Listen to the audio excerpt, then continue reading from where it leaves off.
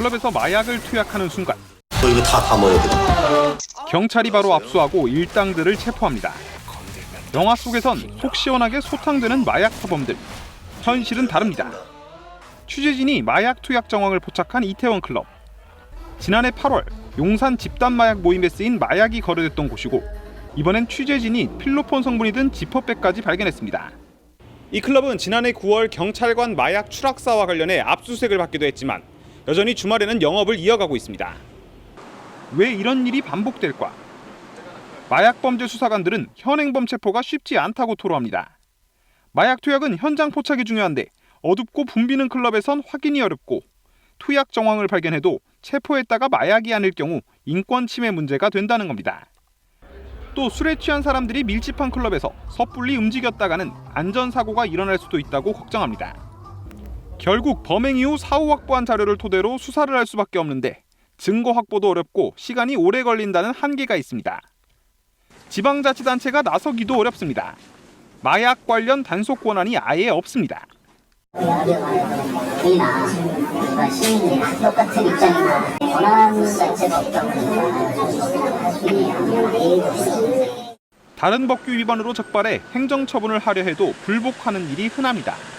이 클럽도 조례 위반 사실이 적발돼 영업정지 처분을 받았지만 행정소송을 내고 여전히 영업 중입니다. 수사도 단속도 쉽지 않은 상황. 오늘도 클럽에서 얼마나 많은 마약이 유통되고 투약되고 있는지는 파악도 힘든 실정입니다. KBS 뉴스 박경주입니다. 클럽 화장실에 발견된 지퍼백에서 필로폰 성분이 나오고 코 속에 넣은 립스틱 같은 물건은 케타민으로 보인다는 증언도 있었습니다. 이런 마약들은 어떻게 구하는 걸까? 마약 투약 경험자들은 텔레그램을 지목합니다. 너무 쉬워요. 그냥 검색만 하면 바로 다 나오니까. 요새는 채널도 운영되고 있기 때문에 잘만 고르면 구하기 너무 쉽죠. 한 비공개 텔레그램 대화방.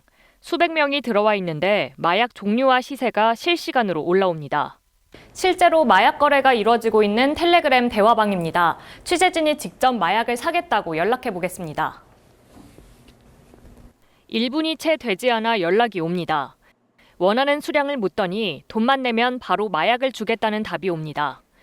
마약을 받을 구체적인 장소도 알려줍니다. 단 몇 분 만에 온라인을 통해 마약을 구할 수 있는 겁니다.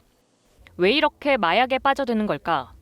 주로 클럽을 찾는 젊은 층에게 마약은 그저 단순한 유흥거리로 여겨지고 있습니다.